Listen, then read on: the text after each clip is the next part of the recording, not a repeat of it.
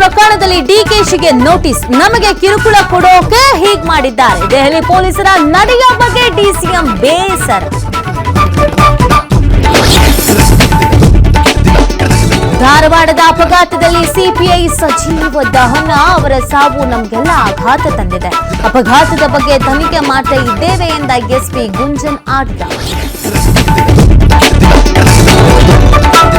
ಚಿತ್ರದುರ್ಗದ ರೇಣುಕಾಸ್ವಾಮಿ ಕೊಲೆ ಪ್ರಕರಣ, ನ್ಯಾಯಾಂಗ ಬಂಧನದಲ್ಲಿರುವ ದರ್ಶನ್ಗೆ ಸಂಕಷ್ಟ, ಬೆನ್ನು ನೋವು ಬರೀ ನೆಪ ಎಂದು ವೈದ್ಯರ ವರದಿಯಲ್ಲಿ ಉಲ್ಲೇಖ.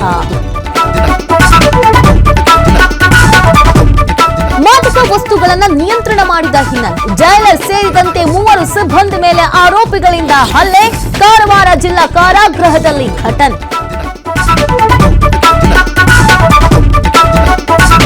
ಮೈಸೂರು ಜಿಲ್ಲೆಯಲ್ಲಿ ವ್ಯಾಘ್ರಗಳ ಉಪಟಳ, ಗುರುಪುರ ಗ್ರಾಮದಲ್ಲಿ ಹುಲಿಮರಿ ಸೆರೆ, ಸುರಕ್ಷಿತ ಸ್ಥಳಕ್ಕೆ ಅರಣ್ಯ ಇಲಾಖೆ ಅಧಿಕಾರಿಗಳು ರವಾನೆ.